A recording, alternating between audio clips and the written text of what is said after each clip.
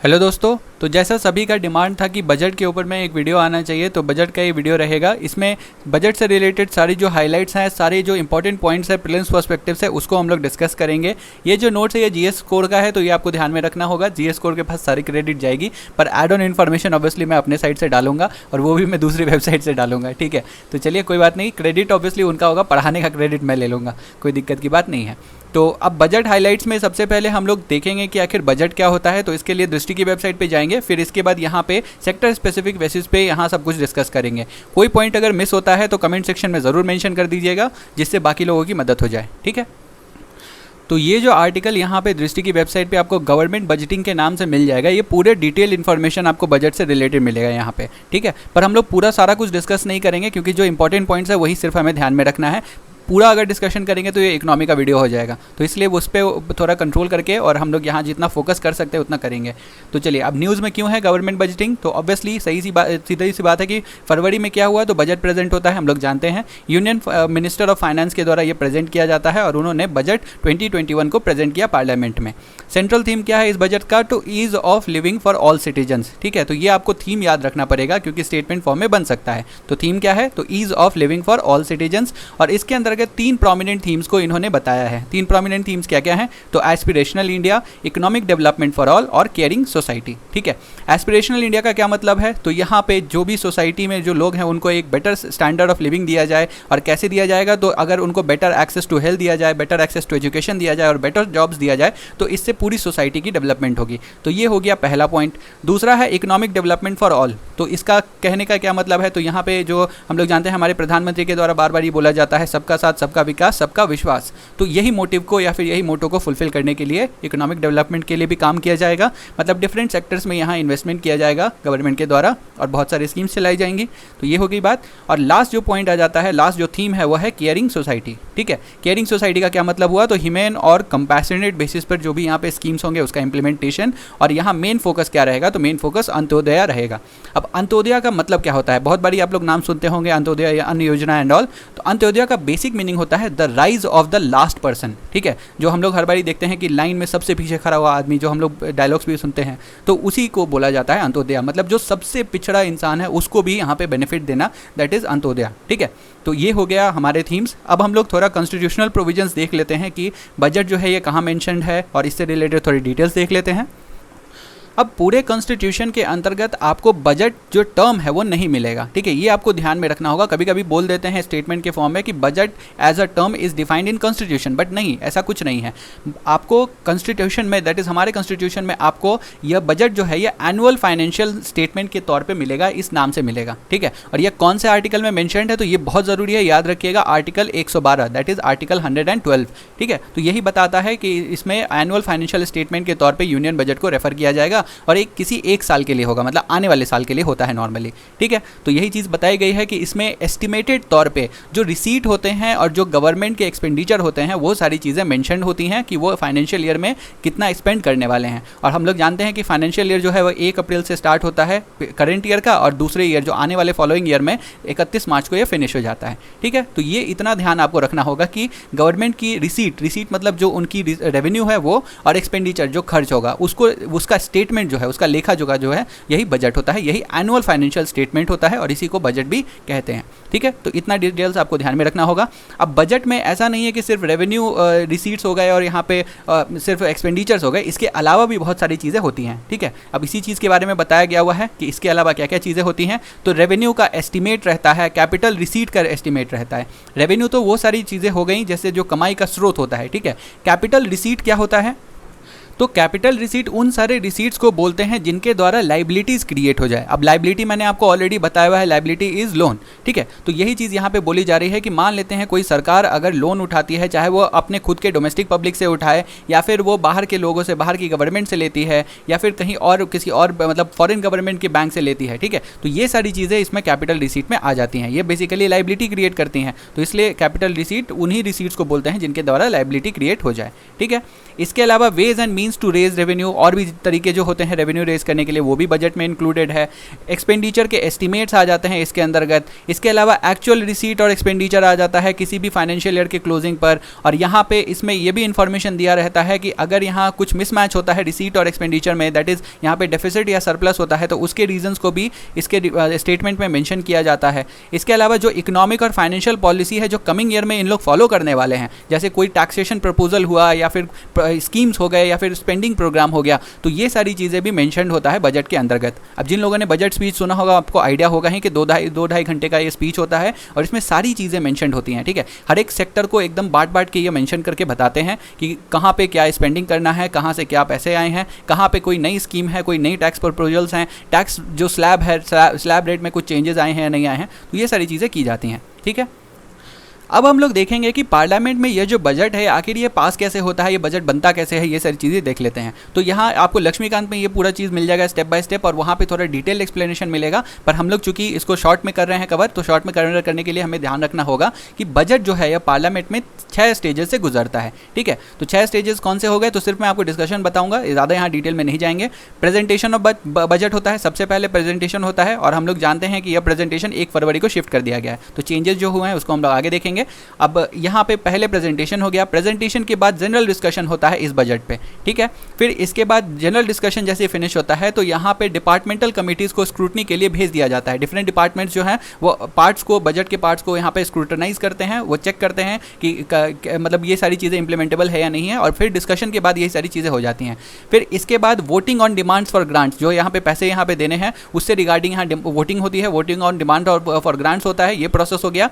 फिर 5वां प्रोसेस होता है कि एक एप्रोप्रिएशन बिल को पास करना होता है। ठीक है, तो ये 5वां स्टेप हो गया, और छठा और फाइनल स्टेप है कि पासिंग ऑफ फाइनेंशियल बिल, और जैसे ही फाइनेंशियल बिल पास हो जाता है उसके बाद आपका बजट जो है वो अप्रूव्ड माना जाता है और फिर बजट इंप्लीमेंट किया जाता है। ठीक है, तो ये 6 स्टेप्स को आपको ध्यान में रखना होगा, और कभी कभी एग्जाम में इसको अरेंज करने के लिए भी आ जाता है, तो 6 स्टेप का जो आपको सीक्वेंस है वो ध्यान में आपको रखना होगा। ठीक है, जैसे अप्रोप्रिएशन बिल पहले पास होता है फाइनेंशियल बिल के, तो ये आपको सब चीज़ें ध्यान में रखनी होंगी। ठीक है, अब आते हैं बजट को प्रिपेयर करने का काम कौन करता है। तो यहाँ मिनिस्ट्री ऑफ फाइनेंस के अंतर्गत आपको एक डिपार्टमेंट मिलेगा, that is department of economic affairs. ठीक है, एक डिपार्टमेंट ऑफ इकोनॉमिक अफेयर्स के अंतर्गत एक बजट डिवीजन होता है, और यही बजट डिवीजन जो है नोडल बॉडी की तरह काम करके बजट का प्रिपरेशन करता है। तो ये आपको चीज़ ध्यान में रखनी होगी, बहुत इंपॉर्टेंट है, बहुत लोग कंफ्यूज होते हैं इसमें। ठीक है, तो ये हो गया आपका बजट से रिलेटेड सारा कुछ। अब 2017 में जो चेंजेस किए गए उसको भी हम लोग यहीं पे कवर कर लेते हैं ताकि आपके लिए एडिशनल इन्फॉर्मेशन हो जाए।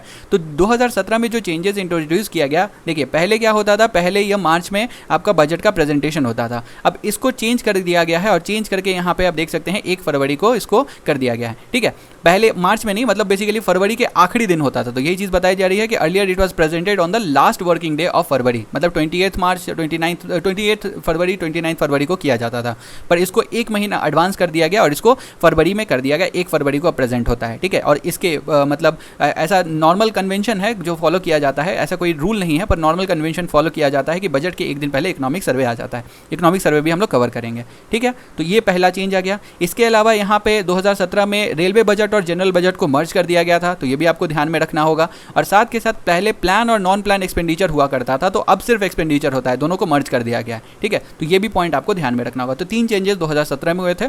तो यहाँ हम लोगों ने जो डिस्कशन कर लिया, ये बजट से रिलेटेड सारे इन्फॉर्मेशन हो गए। अब हम लोग बजट के हाईलाइट्स को कवर करना शुरू करेंगे। अब जीएस कोर का जो फाइल है उसमें बजट रिलेटेड टर्मिनोलॉजीज भी दिए हुए थे कई सारे, पर उसको यहाँ पे समझाने का कोई सेंस नहीं बनता, क्योंकि फिर ये बजट का वीडियो कम रहेगा और टर्मिनोलॉजीज का वीडियो ज़्यादा हो जाएगा। तो हम लोग यहाँ डिस्कशन सिर्फ बजट के हाईलाइट्स को करेंगे जो हमारे प्रीलिम्स में आने के पूरे चांसेस हैं, और टर्मिनोलॉजीज अगर ज़रूरत पड़ेगी तो फिर बाद में अगर मेरे पास समय रहा तभी मैं उसको बनाऊंगा। ठीक है, नहीं तो आप टर्मिनोलॉजीज खुद से भी पढ़ सकते हैं। मैक्सिमम चीज़ें तो मैंने ऑलरेडी आपको एक्सप्लेन की हुई हैं। तो अब यहाँ पे शुरू करते हैं बजट को। देखिए, सबसे पहली चीज़ कौन सी ग्रोथ फॉरकास्ट और फिस्कल प्रोजेक्शंस बोली गई है जो कि बजट 2021 में अचीव करना है। ठीक है, तो यहाँ पे सबसे पहली चीज फिस्कल डेफिसिट टारगेट बहुत इंपॉर्टेंट है। ये एग्जामिनेशन में बार बार पूछा जाता है, चाहे आरबीआई हो या फिर यूपीएससी का एग्जामिनेशन हो। तो टारगेट कितना सेट किया गया है फिस्कल डेफिसिट का, तो 3.5% ऑफ जीडीपी। तो ये आपको नंबर याद रखना होगा, परसेंटेज एकदम रट लीजिए इसको किसी तरह। और ये बोला गया है करेंट फाइनेंशियल ईयर में इतना सेट किया गया है, इसको अचीव करने की बात कही गई है। ठीक है, तो अब आपको फिर यहाँ पे क्वेश्चन आ रहा होगा, बहुत सारे लोगों को फिस्कल डेफिसिट समझ में नहीं आता। तो फिस्कल डेफिसिट बेसिकली रेवेन्यू और एक्सपेंडिचर के बीच में जो डिफरेंस होता है उसको बोलते हैं फिस्कल डेफिसिट। और यहाँ पे क्या होता है, यहाँ पे देखिए, अगर एक्सपेंडिचर जो है वो आपके रेवेन्यू से, मतलब आपकी कमाई से ज़्यादा हो जाता है तो डेफिसिट होता है, और अगर रेवेन्यू आपकी आपके खर्च से जो है वो कम रहता है तो उस केस में यह सरप्लस होता है। तो नॉर्मली इंडिया में डेफिसिट ही होता है, क्योंकि नॉर्मली सरकार डेफिसिट ही मेंटेन करके चलती है, क्योंकि पैसा जो है वो उतना खर्च करना चाहिए जिससे डेवलपमेंट हो, तो इतना ध्यान में रहता है। इसको टोटल बोरोइंग रिक्वायरमेंट्स भी कहा जाता है फिजिकल डेफिसिट को, तो इसको भी आपको ध्यान में रखना होगा। अब आ जाता है नॉमिनल जीडीपी ग्रोथ रेट, यहाँ पे 12% के पास में इन्होंने सेट किया है। नॉमिनल जीडीपी मैंने आपको ऑलरेडी बताया हुआ था कि जहाँ भी आपको नॉमिनल टर्म दिखेगा वहाँ मतलब है कि इन्फ्लेशन जो है वो इंक्लूडेड नहीं है, और रियल जीडीपी क्या होगा, तो रियल जीडीपी में इन्फ्लेशन आपको ग्रोथ दिख जाएगा। ठीक है, तो ये हो गई।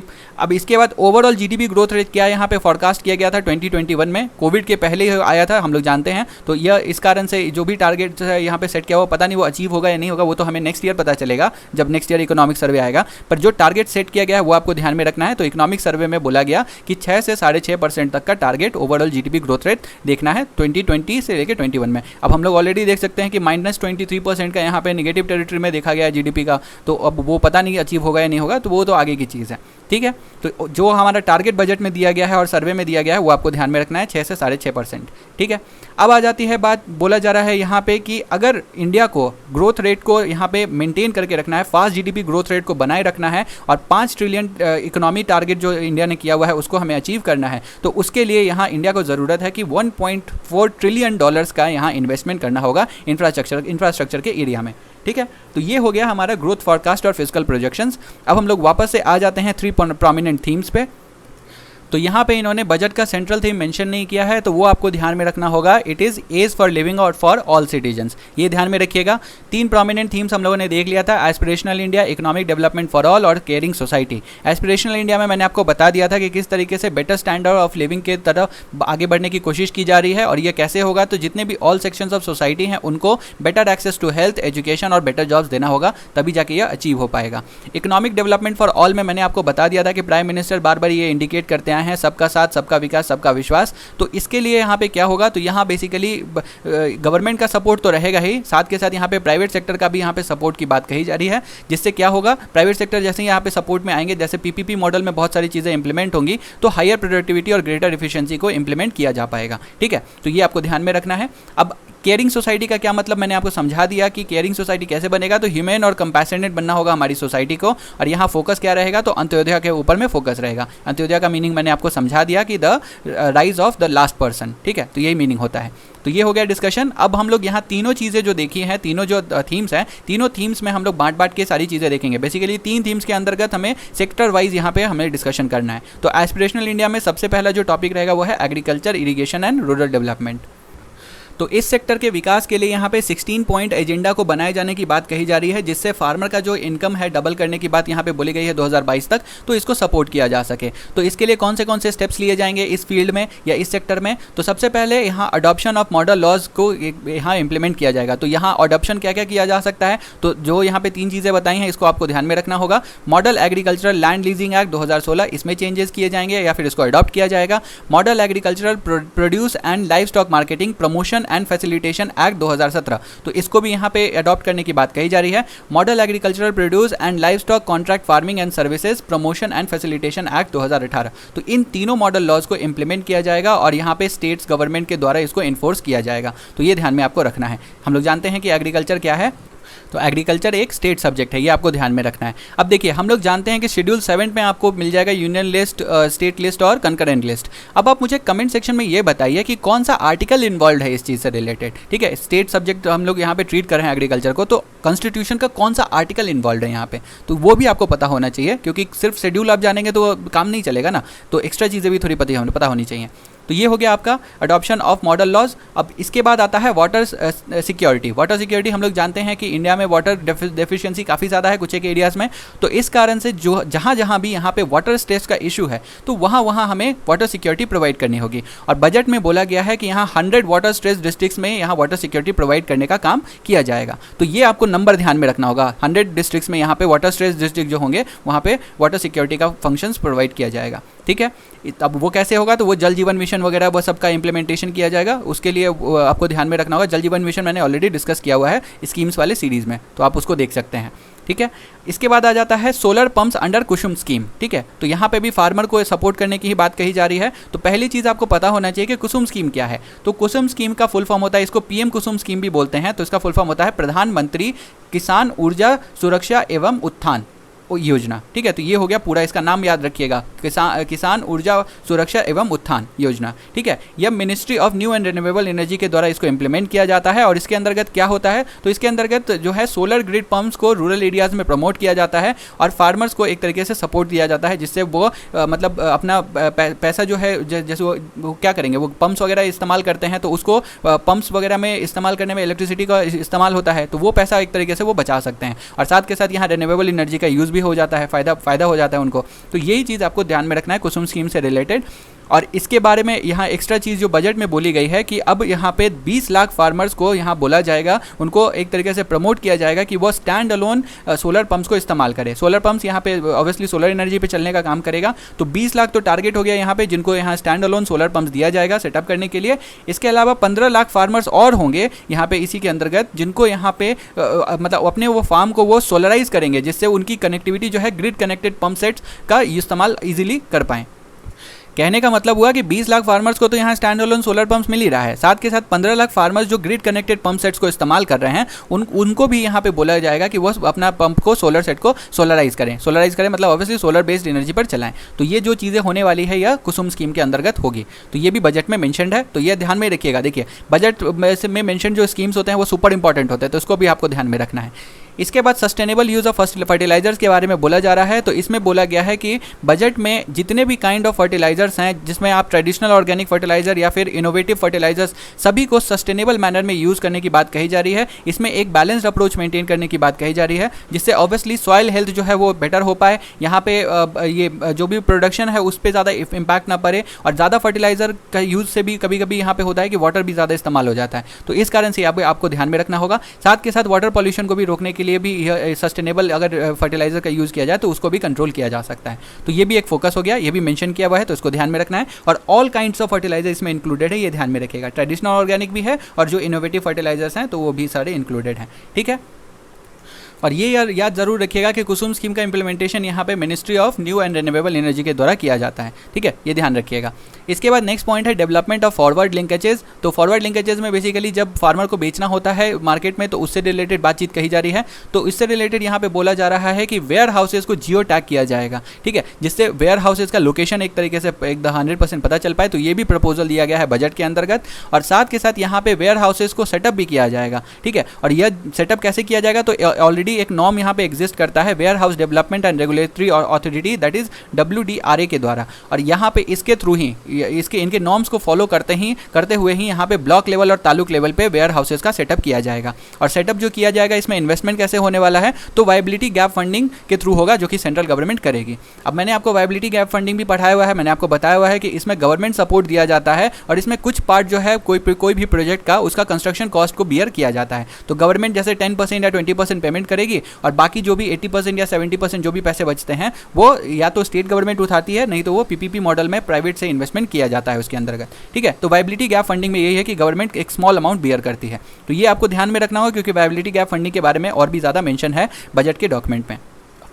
इसके बाद यहाँ विलेज स्टोरेज स्कीम के बारे में कहा जा रहा है। तो बोला जा रहा है कि सेल्फ हेल्प ग्रुप का इस्तेमाल करके विलेज स्टोरेज स्कीम को यहाँ इंप्लीमेंट किया जाएगा, जिससे जो भी एग्रीकल्चरल प्रोड्यूस है उसको यहाँ पे विलेज लेवल पे ही स्टोर किया जाए और साथ के साथ फार्मर का जो मतलब होल्डिंग कैपेसिटी है वो भी बेहतर हो पाए। और इसके कारण क्या होगा, तो लॉजिस्टिक कॉस्ट जो है वो बच जाएगा। कैसे बचेगा, तो देखिए बार बार इसको उठा के सामान को बार बार ले जाना पड़ता है। तो यहाँ पे अगर विलेज स्टोरेज स्कीम रहेगा, वो इंप्लीमेंट हो पाएगा, तो वहाँ पे ही वो विलेज में ही वो सामान को रख सकते हैं एक जगह होल्ड करके। तो इसी कारण से फार्मर का जो होल्डिंग कैपेसिटी है वो इंप्रूव हो जाएगा। अब देखिए यहाँ पे सेल्फ हेल्प ग्रुप को यहाँ पे इंप्लीमेंट करने की बात, उनके थ्रू इंप्लीमेंट करने की बात क्यों कही जा रही है, तो देखिए ताकि इनका बेटर रेगुलेशन हो पाए, क्योंकि सेल्फ हेल्प ग्रुप्स के थ्रू होगा तो यहाँ पे फ़ायदा ये होता है कि एक मतलब देखिए सेल्फ हेल्प ग्रुप तो आपको फॉर्मल क्रेडिट स्ट्रक्चर में आएंगे नहीं ना, तो ये आपको ध्यान में रखना है। ये तो इनफॉर्मल में आ जाते हैं। ये बेसिकली होता क्या है कि एक सेट ऑफ ग्रुप होते हैं, लोग होते हैं जो पैसा इकट्ठा करते हैं और फिर पैसा इकट्ठा करके जो भी एक पर्सन ज़रूरतमंद होता है जो उनके ग्रुप का होता है तो उनको पैसा यहाँ पे दे देते हैं। तो इनके द्वारा ही रेगुलेशन किया जाएगा। बस यहाँ पे सरकार थोड़ा बहुत ध्यान में रखेगी कि कौन इंप्लीमेंट कर रहा है, कहाँ पे विलेज स्टोरेज स्कीम कहाँ पे कर रहा है, तो थोड़ा सा यहाँ पे फॉर्मलाइजेशन एक तरीके से लाने की कोशिश की जा रही है। लॉजिस्टिक कॉस्ट आपको मैंने समझा ही दिया कैसे बच जाएगा, ठीक है। तो ये हो गया विलेज स्टोरेज स्कीम। और ये याद रखिएगा कि ये रन कौन करने वाले हैं, तो सेल्फ हेल्प ग्रुप करने वाले हैं। अब यहाँ पे एक और फ़ायदा ये रहेगा ना कि ये मतलब विलेज लेवल पे होगा और खुद के लोग अगर करेंगे तो वो अपने हिसाब से सारा कुछ मैनेज कर सकते हैं। तो ये भी एक बेटर तरीका है और बजट में ये अच्छा मूव आप कह सकते हो। इसके बाद national cold storage supply chain और यहाँ पे किसान रेल के बारे में कहा जा रहा है। तो ये मैंने आपको ऑलरेडी इकोनॉमी में पढ़ाया हुआ है कि इसका फ़ायदा क्या होने वाला है। तो यहाँ पे बेसिकली बेटर स्टोरेज और ट्रांसपोर्टेशन फैसिलिटीज़ प्रोवाइड किया जाएगा, जिससे जो पेरिसेबल एग्रीकल्चर गुड्स है जैसे फ्लावर्स हो गया, हॉर्टिकल्चर गुड्स हो गए, डेयरी प्रोडक्ट्स हो गए, तो ये सारी चीज़ों को अच्छे तरीके से ट्रांसपोर्ट किया जाएगा। अब ये कैसे किया जाएगा, तो किसान रेल में यहाँ पे आप देख सकते हैं इसमें प्रपोजल दिया गया है कि रेफ्रिजरेटेड कोचेज इसमें रहेंगे Inn Express and freight train. और यहाँ पे फ़ायदा क्या होगा, तो यहाँ पे ईजिली ट्रांसपोर्ट किया जा सकेगा पेरिशेबल एग्रीकल्चर प्रोडक्ट को एक जगह से दूसरी जगह। तो ये आपको ध्यान में रखना होगा, इंपॉर्टेंट चीज़ है। और ये मैंने आपको इकोनॉमी में भी बताया हुआ है और आत्मनिर्भर भारत मिशन जब मैंने आपको पढ़ाया था तो उसमें भी आपको मैंने समझाया था। ठीक है, अब जैसे रेल की बात हो गई तो उसी तरीके से कृषि उड़ान स्कीम भी बात कही गई है बजट के अंतर्गत। और यह जो है इसको लॉन्च कौन कर रहा है, तो यह मिनिस्ट्री ऑफ सिविल एविएशन के द्वारा होगा और यह इंटरनेशनल और नेशनल दोनों रूट पे होने वाला है। तो ये आप पॉइंट ध्यान में रखिएगा। इसके बाद इसमें क्या बोला गया है, तो जो भी एग्रीकल्चर प्रोडक्ट्स होंगे जैसे फॉर एग्जाम्पल फिश हो गया, मीट हो गया, डेयरी प्रोडक्ट्स हो गया, तो उसको अक्रॉस द ग्लोब कृषि उड़ान स्कीम के थ्रू यहाँ पे ट्रांसपोर्ट किया जाएगा। तो ये पॉइंट ज़रूर ध्यान में रखिएगा। इसके बाद यहाँ हॉर्टिकल्चर से रिलेटेड एक पॉइंट उठाया गया है, वन प्रोडक्ट वन डिस्ट्रिक्ट के बारे में। ठीक है, तो यह जो स्कीम है ये हॉर्टिकल्चर सेक्टर में इंप्लीमेंट करने की बात कही जा रही है और इसको सपोर्ट करने वाले जो गवर्नमेंट है वो सेंट्रल गवर्नमेंट ही होगा। इसके थ्रू क्या होगा, तो यहाँ पे जो भी स्टेट्स हैं मतलब जो इस स्कीम को यहाँ पे इंप्लीमेंट करेंगे तो उसको सेंट्रल गवर्नमेंट इंसेंटिवाइज करेगी और यहाँ पे स्टेट्स को बोलेगी कि आप क्लस्टर वाइज प्रोडक्शन करिए हॉर्टिकल्चर प्रोडक्ट्स का। ठीक है, मतलब एक डिस्ट्रिक्ट में एक ही हॉर्टिकल्चर प्रोडक्ट को पूरा क्लस्टर बनाकर डेवलप करिए। और जैसे फॉर एग्जाम्पल आप बिहार में देखिएगा तो बिहार में मैरीगोल्ड का प्रोडक्शन होता है। मैरीगोल्ड क्या हो गया, तो गेंदा का फूल। ठीक है, तो वो भी क्या है, हॉर्टिकल्चर प्रोडक्ट है, फ्लावर है तो वो भी हॉर्टिकल्चर प्रोडक्ट हो गया। तो फिर हॉर्टिकल्चर अब देखिए वेडिंग्स वगैरह में इसका इस्तेमाल होता है, साथ के साथ यूरोपियन रीजन में भी देखिएगा तो बहुत ज़्यादा इस्तेमाल होता है फ्लावर्स का। तो यहाँ पे जो प्रोड्यूस होगा फिर इसको कृषि उड़ान स्कीम से लगाकर हम लोग बाहर भी भेज सकते हैं। तो ये भी एक तरीका हो गया। इसके बाद आता है promotion of integrated farming system. अब देखिए पहले आपको पता होना चाहिए इंटीग्रेटेड फार्मिंग सिस्टम क्या होता है। तो इंटीग्रेटेड फार्मिंग सिस्टम में बेसिकली मल्टीपल फार्मिंग एस्पेक्ट्स आ जाते हैं। जैसे फार्मिंग तो होगा, एग्रीकल्चर तो होगा, क्रॉप तो उसमें उगाया जाएगा, साथ के साथ उसमें बी कीपिंग भी इंक्लूड कर लिया जाता है, सोलर पंप्स का इस्तेमाल हो गया, सोलर एनर्जी प्रोडक्शन, जैसे फॉर एग्जाम्पल मान लीजिए सोलर पैनल्स लगा लिए जाते हैं उनके द्वारा, फार्मर्स के द्वारा, तो उससे जो एनर्जी होगा प्रोड्यूस उसको भी वो चाहे तो ग्रिड्स को बेच सकते हैं।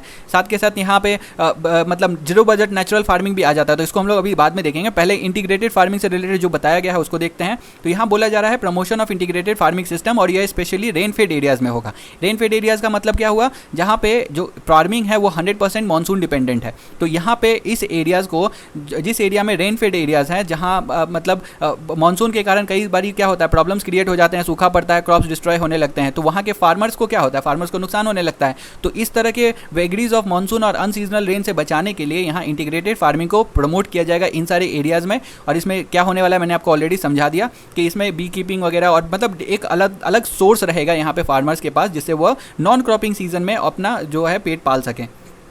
साथ के साथ यहाँ जीरो बजट नेचुरल फार्मिंग के बारे में भी बोला जा रहा है। तो इसमें क्या होता है जीरो बजट नेचुरल फार्मिंग में कि इनपुट में यहाँ पे फर्टिलाइजर और पेस्टिसाइड्स वगैरह इस्तेमाल नहीं किया जाता, 100% नेचुरल फार्मिंग होता है। तो कोई इनपुट यहाँ पे चूँकि ज़्यादा एडिशनल इनपुट इन्वॉल्व नहीं होता, तो इस कारण से इसको जीरो बजट नेचुरल फार्मिंग भी कहा जाता है। ठीक है, जिससे यहाँ पे होता क्या है कि फार्मर का जो ऑन फार्म एक्सपेंडिचर है वो कम हो जाता है और एक तरीके से जीरो हो जाता है या फिर रिड्यूस हो जाता है।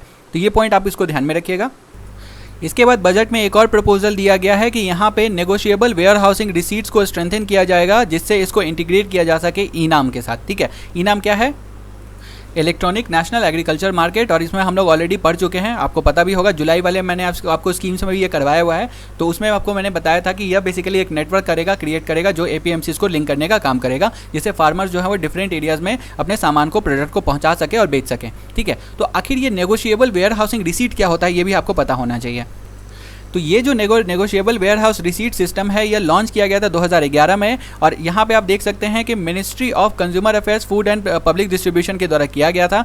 अब इसके फ़ायदा क्या होगा, तो फार्मर्स बेसिकली क्या कर सकते हैं, यह रिसीट को इस्तेमाल करके वो बैंक से लोन उठा सकते हैं। ठीक है, यही चीज़ बोला जा रहा है कि they can seek loan from banks, और यहाँ पे वेयर हाउस रिसीट को वो इशू मतलब इस्तेमाल कर सकते हैं। और यह रिसीट कौन इशू करता है, तो ऑब्वियसली वेयर हाउसेज उसको इशू करेगा, तो इसको इस्तेमाल करके वो लोन्स उठा सकते हैं। बेसिकली अपना जो उन्होंने स्टोरेज कर रखा है, वो स्टोरेज जो भी उनका फसल है जिसको उन्होंने वेयर हाउस में डाला हुआ है, उसके अगेंस्ट वो लोन उठा सकते हैं। तो वही होगा कि फिर वो लोन उठाएंगे तो फिर उसको क्रॉप मतलब एग्रीकल्चर में इस्तेमाल करेंगे या फिर पर्सनल रीजन के लिए इस्तेमाल कर सकते हैं। तो ये रिसीट्स का काम यही होता है।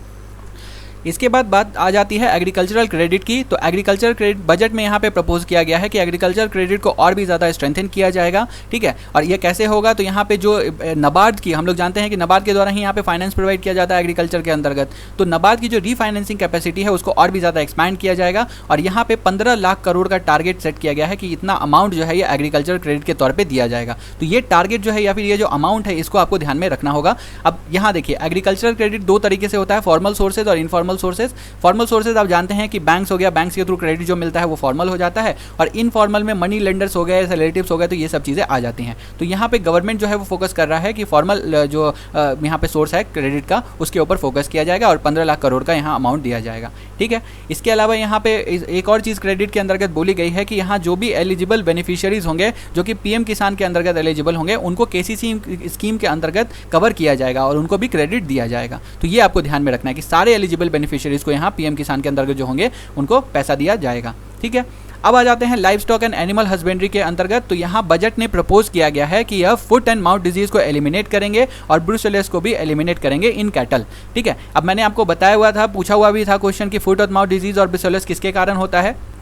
तो ये जो फुट एंड माउथ डिजीज़ है ये बेसिकली वायरल डिजीज़ है, और ब्रुसेलोसिस जो डिजीज़ है जो कि कैटल में होता है यह एक बैक्टीरियल डिजीज़ है। तो ये आपको ध्यान में रखना होगा। इसके अलावा यहाँ पे पेस्ट दे पेटीट रुमिनेंट्स, ठीक है, पीपीआर जिसको बोलते हैं, इसको भी यहाँ पे रिड्यूस करने की बात कही गई है शिप और गोट में। तो ये 2025 तक करने की बात कही गई है। तो ये भी एक सेट किया गया है, बजट में प्रपोजल सेट किया गया है, जो कि मतलब आप देख सकते हैं कि कैटल और बोवाइन एनिमल से आप रिलेट कर सकते हो इसको। तो ये हो गया। इसके अलावा यहाँ पे एक और चीज़ प्रपोजल दिया गया है कि यहाँ आर्टिफिशियल इंसेमिनेशन जो है, दैट इज़ जिसमें हम लोग जानते हैं कि सीमेन और एग्स को यहाँ पे लैब के इन्वायरमेंट में यहाँ फर्टिलाइज कराया जाता है, और फिर यहाँ पे जो भी जिस टाइप का यहाँ पे मतलब क्वालिटी वाला लाइफ स्टॉक चाहिए होगा तो फिर वो किया जाता है वहाँ से प्रोड्यूस, ठीक है। तो आर्टिफिशियल इंसेमिनेशन का भी, दैट इज सीमेन का स्टोरेज हो या फिर यहाँ पे एग्स का स्टोरेज हो, उसको भी यहाँ पे इंक्रीज़ करने की बात कही जा रही है, उसके कवरेज को इंक्रीज़ करने की बात कही जा रही है, और ये 30% से इसको इंक्रीज़ करके 70% तक फैलाने की बात कही जा रही है। साथ के साथ यहाँ फॉडर फार्म्स का डेवलपमेंट होगा जिससे हायर क्वालिटी फॉडर का भी प्रोडक्शन हो पाए और फिर उसको लाइफ स्टॉक को दिया जा सके। और इसके अलावा यहाँ पे मिल्क प्रोसेसिंग फैसिलिटी जो है उसको भी डबल करने की बात कही जा रही है, और ये सारी चीज़ें जो हैं ये अचीव करना है 2025 तक। तो ये भी बजट के अंतर्गत यहाँ पे प्रपोजल दिया गया है। इसके बाद ब्लू इकोनॉमी का यहाँ पे पर्सपेक्टिव आ जाता है। तो ब्लू इकोनॉमी मैंने आपको बताया गया हुआ है कि यह जो है यह बेसिकली मराइन रिसोर्सेज से रिलेटेड है। तो इसके ऊपर में जो है बात की जा रही है कि फ्रेमवर्क बनाया जाएगा, और फ्रेमवर्क के अंतर्गत यहाँ मराइन फिशरी रिसोर्सेज का डेवलपमेंट, मैनेजमेंट और कंजर्वेशन किया जाएगा और प्रोडक्शन को और बढ़ाया जाएगा। तो यही चीज़ नेक्स्ट पॉइंट पे मेंशन किया गया है कि फिश का प्रोडक्शन को और भी ज़्यादा बढ़ाना है, साथ के साथ एल्गी, सीवीड और केज कल्चर को भी इंप्रूव करना है और इसको और भी ज़्यादा प्रमोट करना है। इसके अलावा यहाँ पे सागर मित्रास को यहाँ पे एम्प्लॉय किया जाएगा। इनका काम क्या होगा, तो बेसिकली यूथ को यहाँ पे मराइन प्रोसेसिंग इंडस्ट्रीज़ में एक तरीके से इंकरेज किया जाएगा, अट्रैक्ट किया जाएगा। और इसके अलावा 500 फिश फार्मर प्रोड्यूसर ऑर्गेनाइजेशंस को भी यहाँ पे सेटअप करने की बात कही जा रही है, फॉर्मेशन करने की बात कही जा रही है। अब मैंने आपको FPO बताया हुआ है, तो FPO के जैसा ही फिश फार्मर प्रोड्यूसर ऑर्गेनाइजेशन होता है जिसमें डिफरेंट फिशर्स और जो कि फिश से रिलेटेड जो भी लोग हैं वो एक जगह इकट्ठा होकर डिसीजंस वगैरह लेते हैं। तो ये हो गया आपका ब्लू इकोनॉमी से रिलेटेड। और इसी के अंतर्गत एक एक्स्ट्रा पॉइंट बोला गया हुआ है कि इसके अंतर्गत यहाँ पे दैट इज़ एग्रीकल्चर के अंतर्गत यहाँ पे सेल्फ हेल्प ग्रुप्स को यहाँ और भी सपोर्ट दिया जाएगा जिससे वो और भी ज़्यादा मतलब पॉवर्टी एलिवेशन के लिए और भी ज़्यादा काम कर सके। तो ये कौन से स्कीम के अंतर्गत होगा, तो दीनदयाल अंत्योदय योजना के अंतर्गत होगा, ठीक है। इसमें होता क्या है, तो बेसिकली दीनदयाल अंत्योदय योजना के अंतर्गत जो पुअर होते हैं उनको स्किल ट्रेनिंग प्रोवाइड की जाती है, ठीक है। और ये पहले आजीविका स्कीम हुआ करता था, उसको रिप्लेस किया है। तो इसमें स्किल अगर मिल जाएगी यहाँ पे पुअर लोगों को तो ऑब्वियसली फिर वो काम कर पाएंगे अपने जो भी डिफाइंड एरियाज़ में, उसमें काम करेंगे और फिर उनकी जो पॉवर्टी है उसको एलिविएट करने में एक तरीके से हेल्प मिल पाएगा। तो ये एग्रीकल्चर से रिलेटेड सारा पार्ट हो गया। अभी भी हम लोग फर्स्ट वाले थीम में ही चल रहे हैं। तो नेक्स्ट पॉइंट आ जाता है वेलनेस, वाटर एंड सैनिटेशन।